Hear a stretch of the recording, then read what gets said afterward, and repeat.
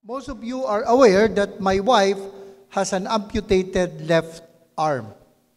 Okay, putol po ang kaliwang braso ng aking may bahay. And meron pong isang nakita ko na na-experience niya. And you could ask more, yung mga doctors natin dito, tungkol dito, ito po yung tinatawag na phantom limb pain. Phantom limb pain. Ang ibig sabihin po, kahit na putol na yung kamay niya, minsan sinasabi niya sa akin, Hali, makati yung kamay ko. Sasabihin ko, saan sa kamay mo? I was referring to her right hand. Pero sisabi niya, makati yung kaliwang kamay ko. Kahit na putol yung braso niya. Sapagkat nandun pa naman yung nerves na dati nakakonekta doon sa kanyang kamay.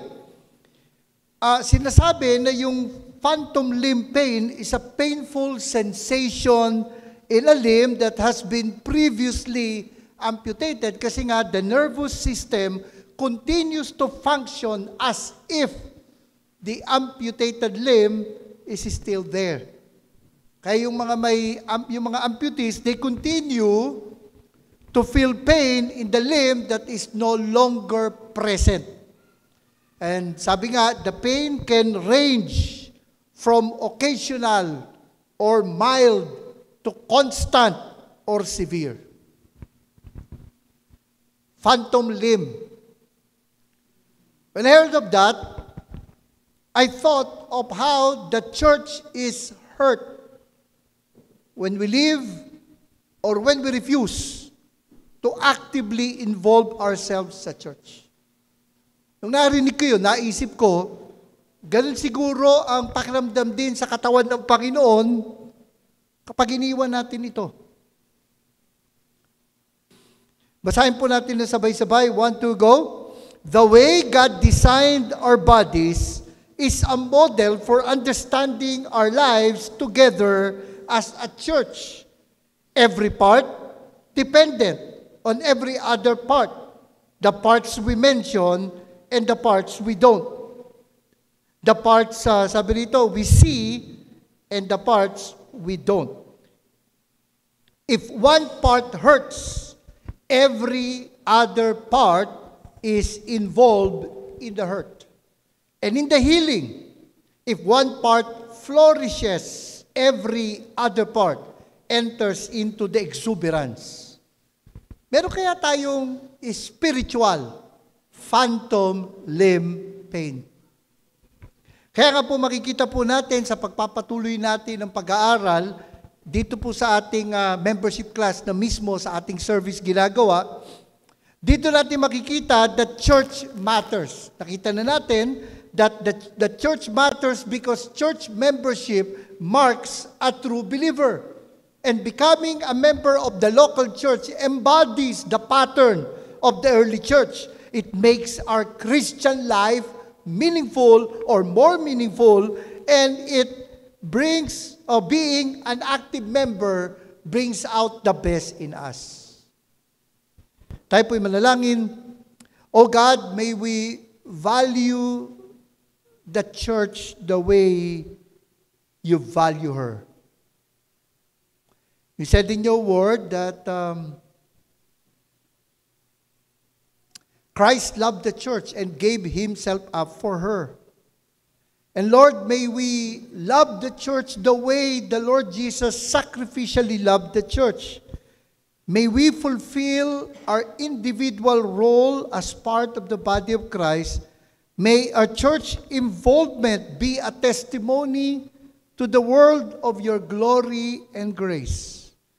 Give us wisdom and strength as we study your word. In Jesus' name we pray. Amen.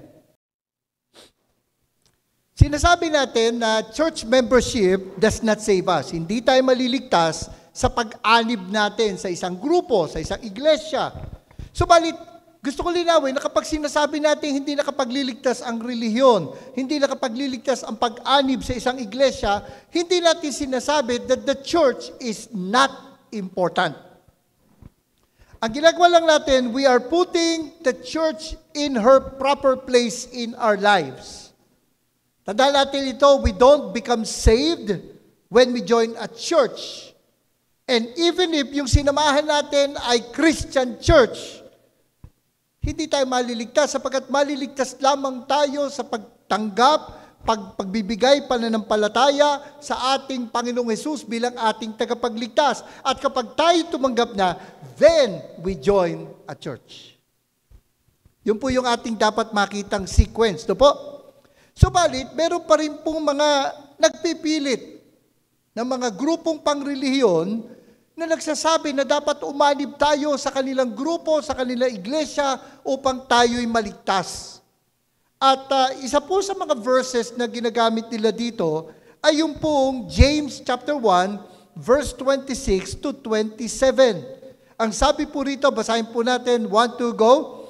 If anyone thinks he is religious and does not bridle his tongue but deceives his heart, this person's religion is worthless.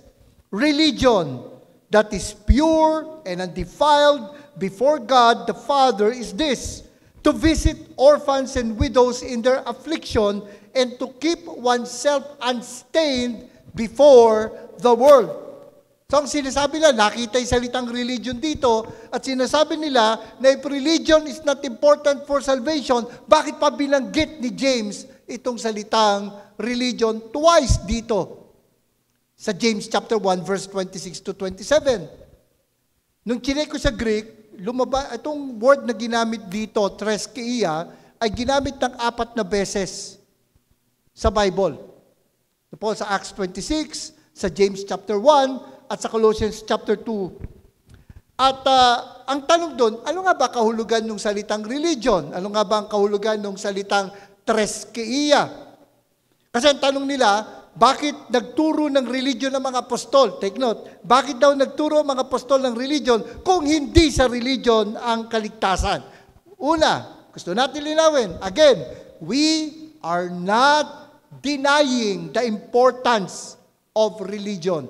We are not denying that the importance of becoming a part of a religion. Christianity itself is a religion. Major religions, sabi nga, Islam, Judaism, Christianity, Buddhism. Christianity is a religion. And yet, tandaan po natin ito, becoming a member of Christianity is a result of being saved. Bunga ng ating pagkilala sa ating Panginoon. Hindi ito pamamaraan para tayo'y maligtas. Pangalawa, ang problema kasi, when we read the Bible, minsan agad tumatalon tayo sa conclusion. Kasi may mga word na familiar sa atin, na if we are not careful, pag hindi natin tinignan ng context, kapag hindi natin tinignan ang pagkakagamit ng salita, yung ating pananaw na ipapataw natin doon sa binabasa natin, samantalang nandun yung posibilidad at palaging nangyayari yun, na iba pala yung pakahulugan nung sumulat. For example nga, itong salitang religion. Kasi usually, inisip nila, pag nabasa nila yung salitang religion, it is talking about a religious group. It is talking about a religious organization. But it is not talking about a religion as we know it. Hindi tinutukoy dito ni Santiago ay isang iglesia, isang church, isang organization. Hindi po yon. Ang salitang treskeia, pag tinignan nyo sa Greek, it means the fear of God. The fear of God. So kung babasahin natin mabuti yung James chapter 1, ito sinasabi ni James. Kung sinasabi mo na may paggalang ka sa Diyos, subalit, hindi mo naman kinokontrol ang dila mo. Yung pagsasabi mo na may takot ka sa Diyos, baliwala yun. Walang kabuluhan yun. If you claim that you fear God, yet you don't control your tongue, your claim is worthless. At ito yung tema ng Book of James. Sabi nga dito sa James chapter 2 verse 18, basahin po natin, 1, 2, go. But someone will say, you have faith, and I have works. Show me your faith apart from your works, and I will show you my faith by my works. So basically, itong James, So kapag nababasa yung salitang faith without works is dead, hindi yung nangangahulugan na sinasabi ni James na ang kailangan mo para maligtas ay pananampalataya at gawa. Hindi ho. Ang sinasabi ni James dito, hindi kung papaano maliligtas. Ang sinasabi ni James, paano ipapakita na tayo ligtas? Paano natin papakita na tayo'y nanampalataya na sa ating Panginoon? James is not talking about how to be saved. James is talking about how we could show, how we could express our faith through our works. Sabi pa nga sa Wilmington these texts, babasa natin sa James, are not saving texts. They are sign text. Dito natin pinapakita ito ang palatandaan ng tunay na mananampalataya. Kaya itong James chapter 1, it is not talking about joining a religion to be saved. It's not talking about joining a church to be saved, becoming a member of this or that church. Ang tinuturo nito, kung tayo may takot sa Diyos, papakita natin sa ating pamumuhay at sa ating pagsasalita. We will show it through our words. If we fear God, we will show it through our words. Kaya sabi sa verse 26, if anyone thinks he is a religious or he is a God-fearing person and does not bridle his tongue but deceives his heart, this person's claim that he fears God is worthless. We are to show our faith through our works. Kaya sabi sa verse 27, religion that is pure and undefiled before God the Father is this, to visit orphans and widows in their affliction and to keep oneself unstained from the world. Kaya ang tinutukoy po dun sa salitang religion ay hindi po isang anumang iglesia, kundi ang tinutukoy po doon ay yung pagsasabi ng isang tao, pagkiklaim ng isang tao, pag-angkin ng isang tao na siya ay may banal na takot sa Diyos. Bagamat sinasabi natin that church membership does not save, again, hindi natin sinasabi na hindi na mahalaga ang maging kaanib ng isang iglesia. Hindi natin sinasabi na hindi na mahalaga ang church involvement sapagkat, sabi nga natin, church matters. Church matters because church membership marks a true believer. It embodies the biblical pattern. You could see sa Bible na they're added to the church after tumanggap sila sa Panginoon. It makes life meaningful. Sapagkat sabi nga sa Romans 14, walang nabubuhay para sa sarili lang, walang namamatay para sa sarili lang. Now we are to think of ourselves in the context of the community. Sabi ko nga last week, if the church is optional to you, it will be unnecessary to your children. It makes life meaningful. Nawa sa ating iglesia, dito tayo makatagpo ng mga kaibigan, ng mga tao masasabi nating malapit sa ating buhay. At it brings out the best in us sapagkat dito nakakaroon tayo ng pagkakataon na gamitin ang mga kaloob na ibinigay sa atin ng Panginoon. Whether talents, inborn na mga talents, nung pinanganak na tayo, meron na tayo noon. Or yung ating skills, yung mga na-develop natin as we live here on earth. And of course, yung ating spiritual gifts. Yung mga ibinigay sa atin nang tumanggap tayo sa ating Panginoon bilang ating tagapagligtas. And yun yung purpose sa church. It brings out the best in us. It sharpens our talents, our gifts, our skills. Church indeed matters. At dito makikita rin natin that church matters because being a member of a church expresses the Great Commandment. Dito natin na isa ito sa paraan upang maisagawa natin, upang maisapamuhay natin ang dakilang utos ng ating Panginoon. Anong sabi rito sa Matthew 22? Ang sabi po rito ay ganito. And one of them, a lawyer, asked him a question to test him. Lawyer ko dito ay scribe. Someone who is expert in the Mosaic law. At ang sabi dito, a lawyer asked him a question to test him. Teacher, which is the great commandment in the law?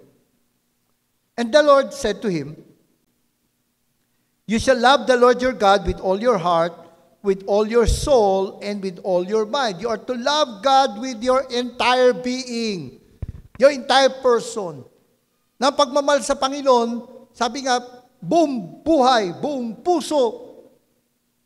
And this is the great and first commandment. But how do we show na mahal natin ang Diyos? Kasi madaling sabihin, mahal mo ang Diyos. Ang tanong, paano natin ipapakita, paano natin ipamumuhay ang pagmamahal sa Diyos? At yun yung sinabi ng Panginoon sa pangalawa. And a second is like it. A second is like it. You shall love your neighbor as yourself. Mahalin mo ang iyong kapwa gaya ng iyong pagmamahal sa iyong sarili. A second is like it. What was the first? What was the first? Love God. What's the second? Love your neighbor. And the second is like it. Ang sabi sa New Living Translation, a second is what? Equally important. Kasing halaga ng pagmamahal sa Diyos ang pagmamahal sa kapwa. Totoo that loving God is the first and great commandment, but the second one does not mean that it is lesser in our priority, it is lesser in importance, because the second commandment, love your neighbor, is equally important. Loving our neighbor is the same as loving God. Kaya nga sabi dito sa 1 John chapter 4, verse 20 and 21. If someone says, I love God, but hates a fellow believer, that person is a what? Is a liar. Sinungaling. Kapag sinabi mo mahal mo ang Diyos at may kinamumuhian ka, at particularly, binanggit dito sa New Living Translation, may kinamumuhian ka na kapatid, a fellow believer. Kasinungalingan yung pagsasabi natin na mahal natin ang Diyos. If someone says, I love God, but hates a fellow believer, that person is a liar. Meron po ba na kapatid na kinamumuhian natin? Pastor, masyado namang matalim yung salitang hate. Nainis lang. Hindi naman siguro yung katabi nyo, so hindi ko naman masabing tingnan nyo yung katabi nyo. Kasi kung hindi nyo naman tatabihan yan, no? Diba, no? Meron bang kapatid na pag naiisip nyo, kumukulo ang dugo nyo? Meron bang kapatid na kapag naiisip ninyo, sira na araw mo? Sana hindi ako yun. Anyway, ano ginagawa natin? Well, we could put up with the person. Pwede naman natin tiyagain Pwede naman natin lawakan ang ating pagmamahal sapagkat sinasabi nga natin, acceptance is not approval.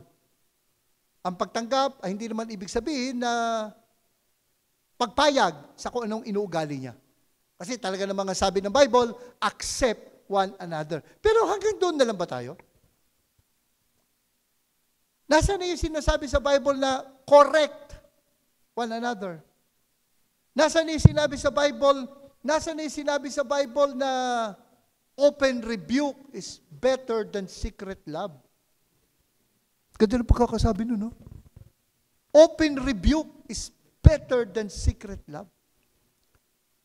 Siguro naman napanood na ninyo sa pelikula o nabasa na ninyo sa mga nobela, totga. Anong totga? Hindi ko yung sinusuot pag graduation. Totga.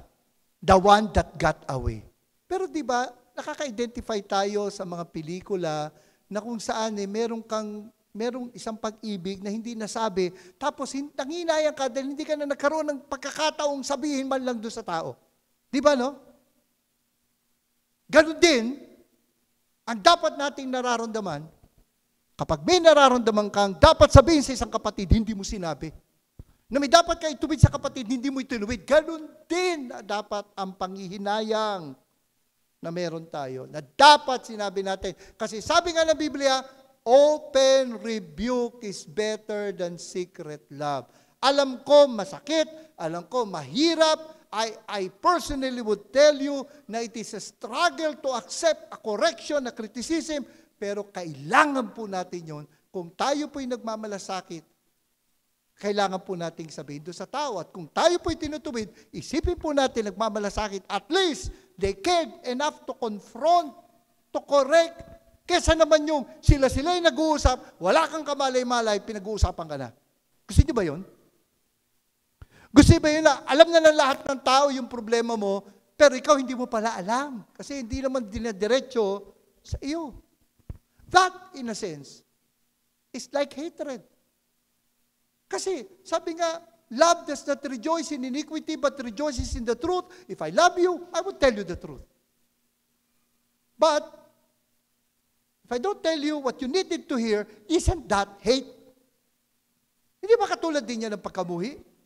If someone says, I love God, but hates a fellow believer, that person is a liar.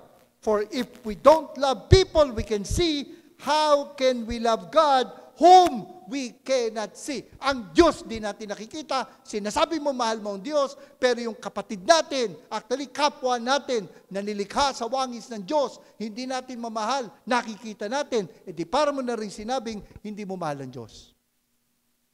Kasi kung yung taong nakikita mo, hindi mo mamahal, paano mo sasabing, mahal mo ang Diyos, na hindi mo nakikita? And He has given us this command. Ngayon, tanong ko kayo, saan sinabi ito ng Panginoon? Na sinabi dito, those who love God must also love their fellow believers. Saang bahagi ng Biblia ito? I believe John was pointing back sa Matthew 22. Na nang sabihin ng Panginoon, the first and great commandment is to love God, and the second is like it. The second is equally important, love your neighbor. Those who love God must also love their fellow believers. Hindi mo pwedeng sabihin, mahal mo ang Diyos, tapos hindi mo magawang mahalin ang kapatid, ang kapatiran. Kasi paano naman niya magkakasama din tayo sa langit? Alam mo, sa langit, mag-iiwasan pa tayo. Bagay, malaki yun, pero still, nasa presensya na tayo ng Diyos, babaunin mo pa yun doon. Di ba?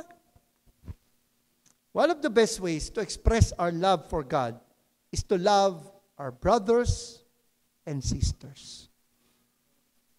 That doesn't mean we approve of everything, but it means that we can accept the person. Ganun naman eh. Kaya, alam niyo, bagamat gusto nating lumaki yung grupo. Sa mga malalaking churches, of course, I don't think at least 1/4 doon kilala nung isang tao doon. Siyempre, ang dami noon.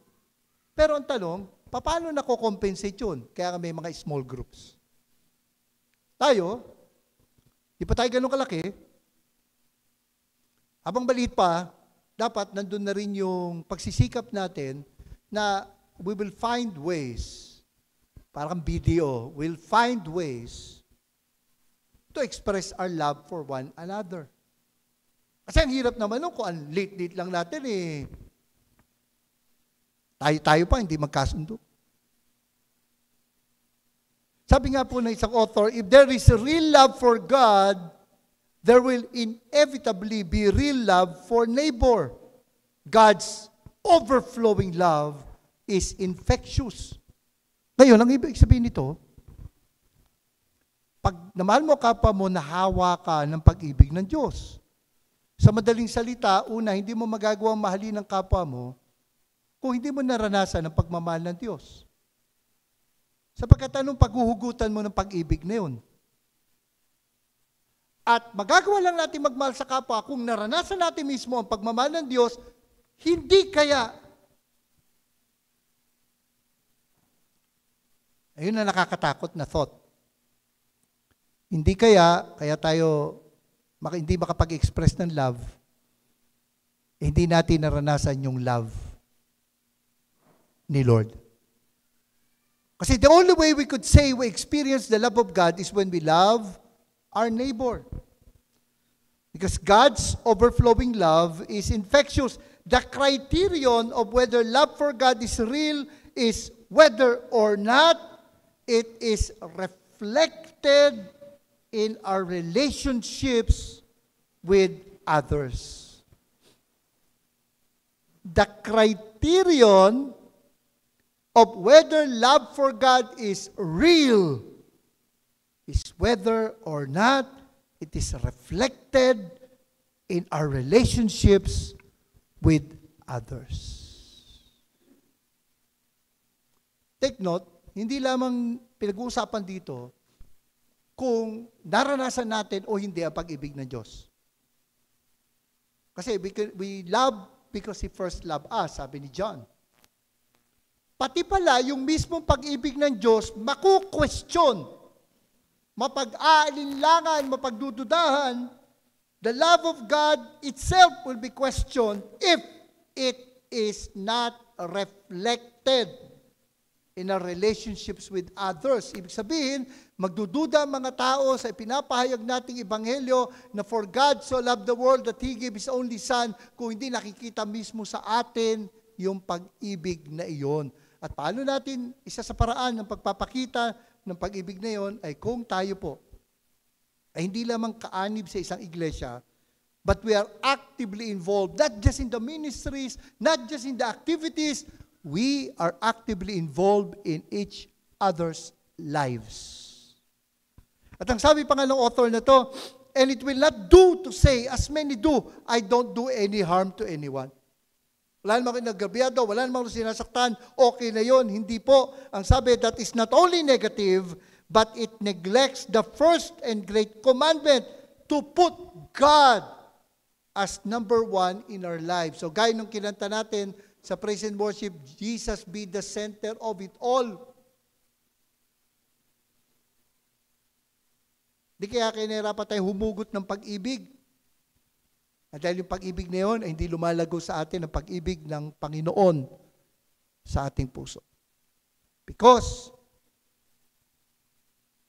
church matters because it expresses the great commandment. Ang panalangin ko, nawa tayo as isang iglesia, kaya pansin niyo, like sinasabi, may God draw us closer to Him and to each other. At nawa yun ang maging panalangin din natin. Nawa yun din ang ating pagsikapan. Kasi kasama po yun, makikita po natin sa mga susunod na araw, kasama po yun sa tinatawag na core values natin sa FCCF. Tandaan nyo, FCCF not only stands for Philinvest Community Christian Fellowship. FCCF stands for our core values. Pag-usapan natin sa mga susunod na araw. F, follow Christ. C, commune with Him. C, commit to serve. F, fellowship with one another. Follow Christ, commune with Him, commit to serve, fellowship with one another. That is our core value, and I pray na may pamuhay po natin ito sa ating iglesia. Another reason why church matters is that church membership reflects our life, our common life in the Spirit. One of the results of putting our faith in the Lord, we were baptized by the Spirit into one body. Nung tumanggap tayo sa Panginoon, naging bahagi tayo spiritually ng isang katawan ng ating Panginoon. At hindi po yun pag-anib, nagbalib ka, naging bahagi ka ng katawan. Hindi po, hindi nag-join ka, nag-sign ka ng membership covenant, member ka, naging bahagi ka ng katawan ng Panginoon. Hindi po, it's a spiritual thing. Na ikaw tumanggap sa Panginoon, you become part of His universal body. Lahat ng mananampalataya, mula nang dumating ang Espiritu Santo, nung Acts chapter 2, hanggang sa dumating ang Panginoon, kaisang katawan po natin yon. Okay? Kaisang katawan po natin. Ang pinagkaiba ng New Testament concept of congregation and the Old Testament concept of congregation, kasi sa Old Testament, yung nation of Israel, ang tawag ko sa New Testament, church. Pero pinagkaiba ng New Testament church, ang sabi ni Paul, basahin ninyo sa bahay, Ephesians chapter 3, it is a mystery, sabi ni Paul, na hindi pa inihayag at inihayag lang sa kanyang kapanahunan, ay ang Hudyo at Hentil ay isang katawan. Bago pa naman yun, magkasama ng Hudyo at Hentil, sapagkat may mga Hentil din na sumasamba sa tunay na Diyos. At pag tinignan mo nga lang sa templo, ang tawag din yung malapit at malayo, meron kasing bakuran na kung saan hanggang doon lang ang mga Hentil, kaya ang tawag sa kanila ang mga nasa malayo, at yung mga Hudyo pwede lumampas sa pader na yon, sila yung mga nasa malapit. Subalit sabi ni Paul, spiritually nang namatay ang Panginoon, yung pader na yon ay tinibag, torn down, at ang mga Hudyo at mga Hentil isang katawan na, at nangyayari po yon dahil sa bautismo ng Espiritu. Sabi nga po rito sa 1 Corinthians chapter 12, for just as the body is one and has many members, and all the members of the body, though many, are one body, so it is with Christ. Yung member dyan, hindi yung idea mo ng member, ha? Natatawa ako minsan pag may kausap ako. Sabi niya, kita mo, pwede maging member? Ayan o, member. Kapatid, yung titukoy na member dyan, members of the body, part of the body. Hindi ang member as in, pumirma ka sa isang covenant. Hindi yan, ha? So, just as the body is one and has many members, and all the members of the body, though many, are one body, so it is with Christ. For in one Spirit, we were all baptized into one body, Jews or Greeks, slaves or free, and all were made to drink of one Spirit.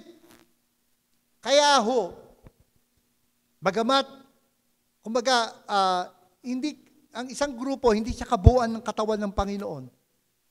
Ha? Pero bahagi ito ba, itong FCCF, bahagi po ng Universal Body of Christ. At dito makikita natin, mahalaga yung relasyon natin sa isa't isa. Huwag nating hayaan, magkaroon tayo ng titawag na phantom limb or spiritual phantom limb pain. Kasi example, when we lie to each other, we hurt the body as a whole. When we lie to each other, we hurt the body as a whole. Anong sabi rito? Sa Ephesians 4:25, basahin po natin ng sabay-sabay. Therefore, having put away falsehood, let each one of you speak the truth with his neighbor, for we are members one of another. Na dahil tayo bahagi ng isang katawan, kapag nagsinungaling tayo, hindi lang tayo yung nasisira, kundi nasasaktan ang katawan ng Panginoon. Since it is the Spirit Himself who joined us into one body, we should be loving with the way we speak to one another. Kaya nga sabi sa verse 29, let no corrupting talk come out of your mouths, but only such as is good for building up, as fits the occasion, that it may give grace to those who hear. And do not grieve the Holy Spirit of God.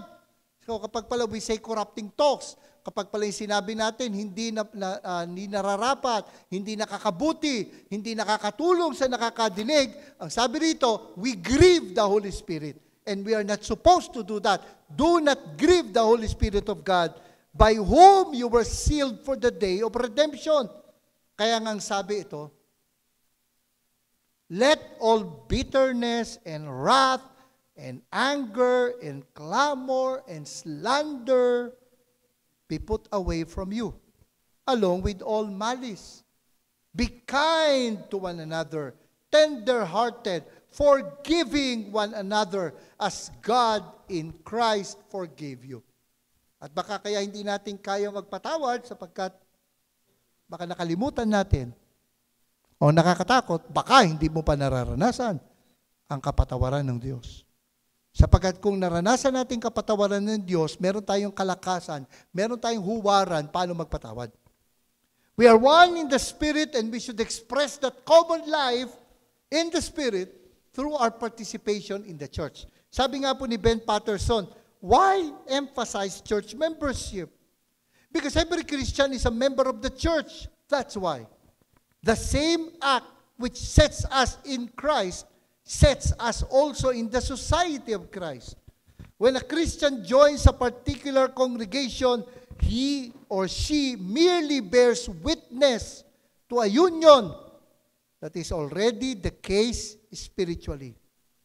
In the New Testament, the reality of the spiritual is measured by the degree to which it becomes physical. Na ipapakita ang totoo spiritually kung ito'y makikita totoo physically. To join a particular part of the body of Christ is not to bring something into existence that was not there before. It is simply to make actual what is spiritual, to prove that the spiritual is real. And so church membership reflects our common life in the Spirit. And lastly, church matters because our membership, our church involvement, sends a message to the world. Anong sabi sa John chapter 13, verse 34 to 35? Basahin po natin sabay-sabay. 1, 2, go. A new commandment I give to you, that you love one another. Just as I have loved you, you also are to love one another. Isang bagong utos ang binibigay ko sa inyo na mahalin niyo ang isa't isa. Gaya ng aking pagmamahal sa inyo, ganun din magmahal lang kayo sa isa't isa. Inutos na sa Old Testament. Yan nga yung second and great commandment. Love your neighbor as yourself. Paano naging new commandment? Sapagkat standard noong una, love your neighbor as yourself.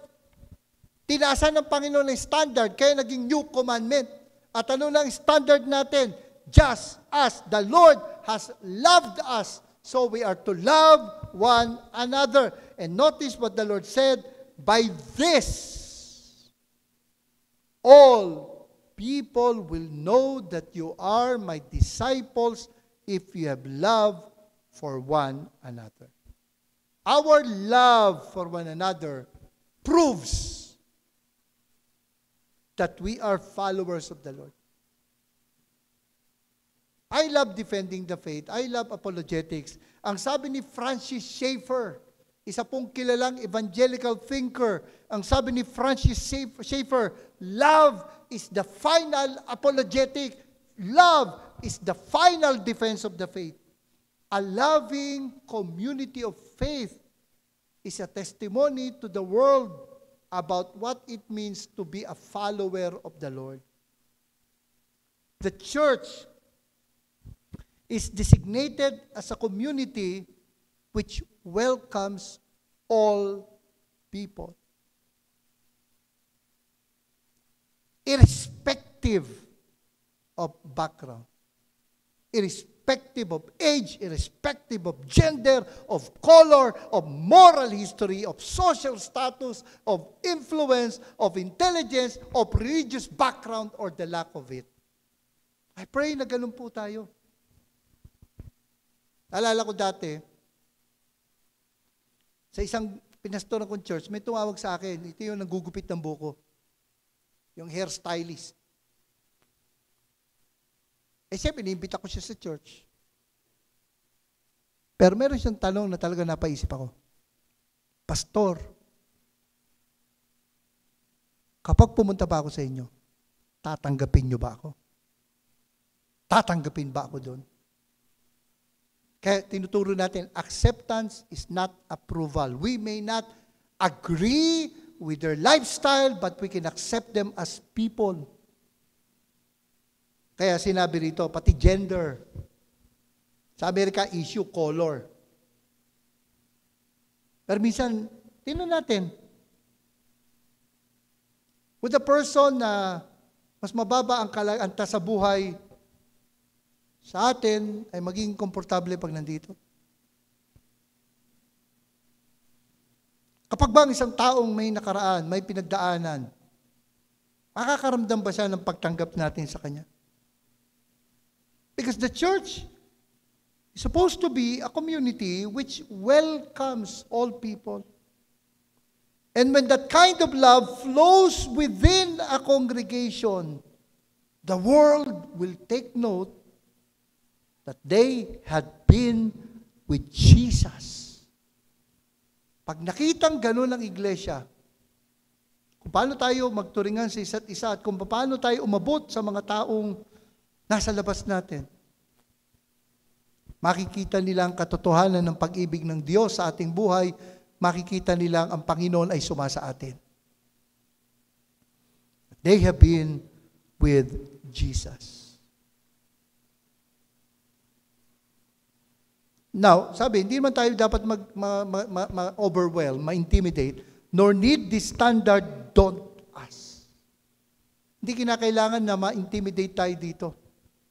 Although, this is a very challenging thing. Kasapin natin ang ating kapitbahay, yung mga tao na kasalamuhan natin, for example, dito po sa Philinbes, anong tingin nila sa ating iglesia?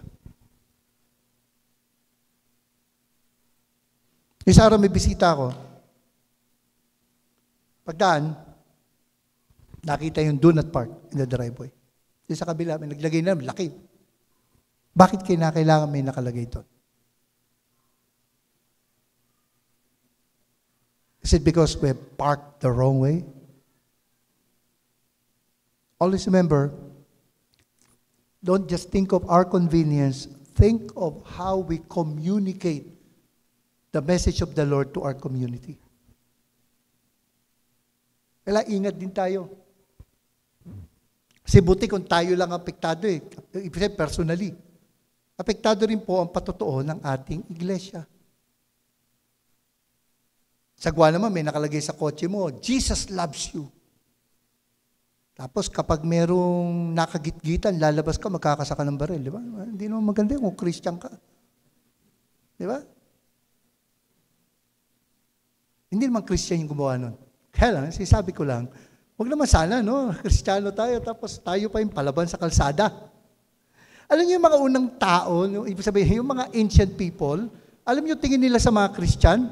Sabi ni Tertullian, in the late 2nd century, sabi rito, Tertullian reported in the late 2nd century the comment of the pagans in his day. At anong sinabi ng mga pagano? Anong sinabi ng mga hindi mananampalataya patungkol sa mga Kristiyano? Anong sabi? Behold, how these Christians love each other.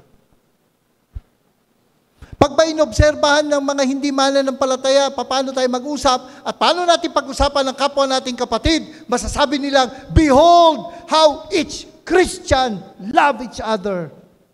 Kanyang pala magmahalan ng mga taga-FCCF. Kung kaya dapat walang puwang sa atin yung backbiting. Dapat walang puwang po sa atin ng gossip.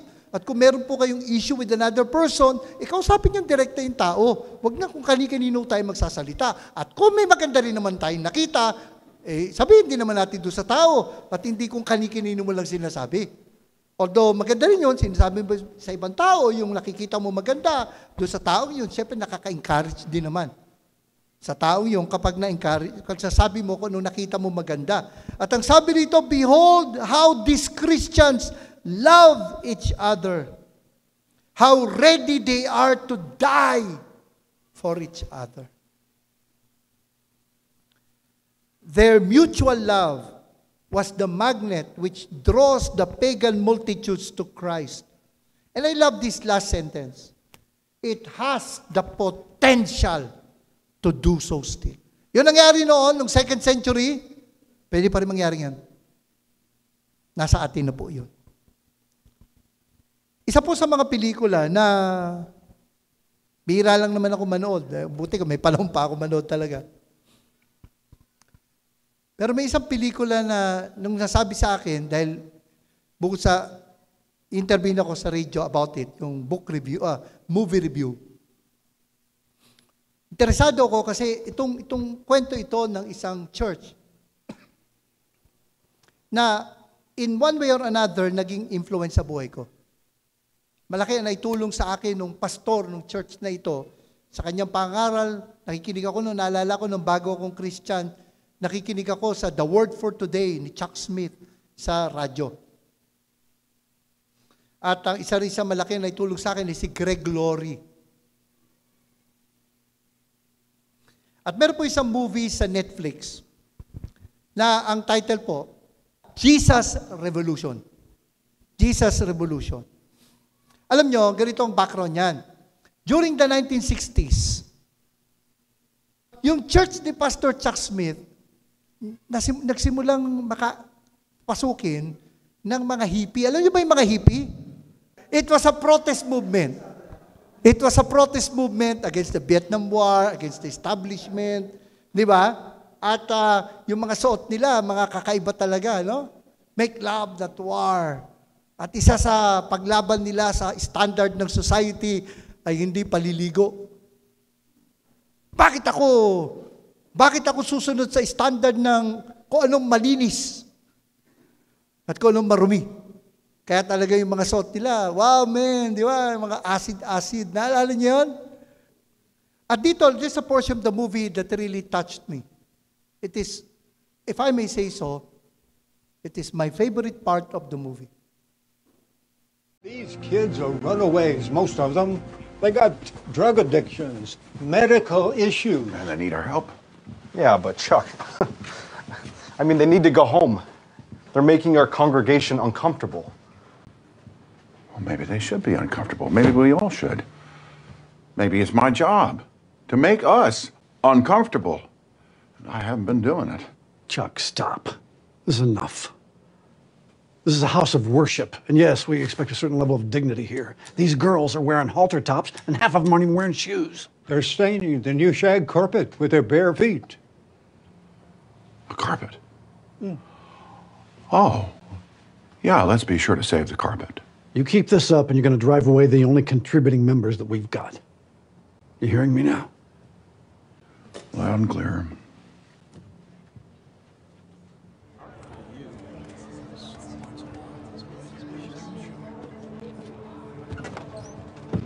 What is going on?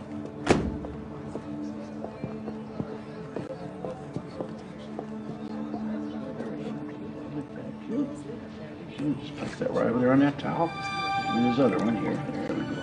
Yeah. Baptize these feet in the name of the Father, the Son, and the Holy Ghost. There you go. Welcome to church. Hello. Let's have that foot, please. This is terrific. Okay. Place them both on that towel, and then step on into church. Welcome. Thank you. Hello, young lady. How are you? Let's have that foot.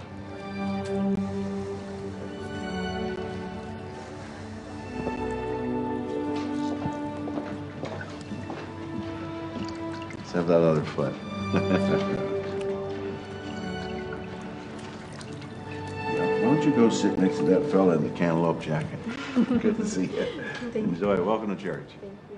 Hello, young lady. Well, last year I had the privilege of visiting New York City.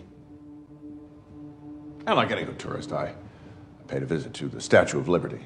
And I read those famous words. Give me your tired, your poor, your huddled masses, yearning to breathe free. And as I read those words, I thought, well, that's Christianity, isn't it?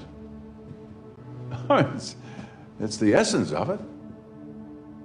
An invitation to the broken. Jesus was very friendly with the outcasts.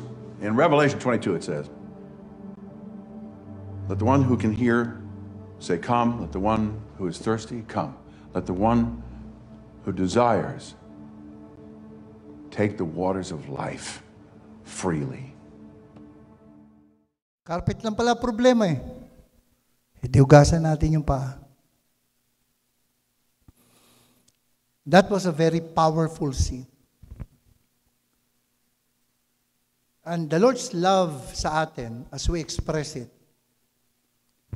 should be a powerful magnet to people. And we still wield that power. Nasa atin po kung paano natin gagamitin ang kapangyarihan ng pag-ibig ng Panginoon. At ito po ay napapakita natin sa pagpapahalaga sa ating pong iglesia. The church should matter to us.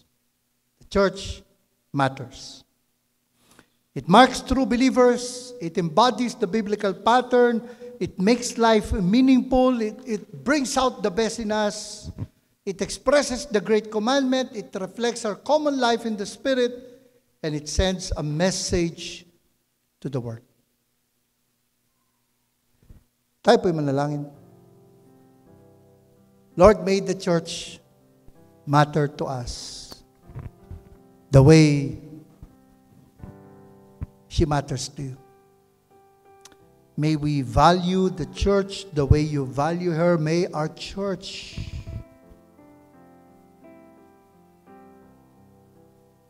exude that love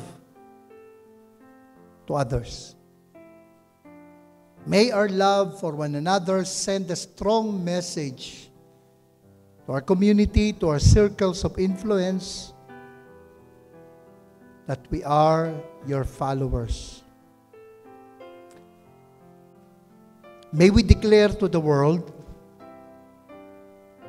through our words, through our works, that we are your followers. We thank you, O Lord, because we are already one in the Spirit. And I pray, O Lord, that we'll be able to live out that spiritual truth. As sinabi nga ninyo sa inyong salita, namin pong dapat panatiliin ang pagkakaisang ito. Blessed are the peacemakers, for they shall be called children of God. And I pray, O Lord, that our church will be a peacemaking community. Our church will be a loving community. Our church is where we express our love for you. May you be glorified with how we treat one another, with how we love one another.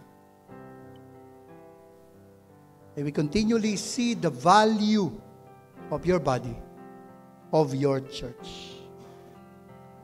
We thank you, O Lord, and we glorify you. And now may the grace of our Lord and Savior Jesus Christ, the love of the Father, and the fellowship of the Spirit be with us all, now and forever. Amen.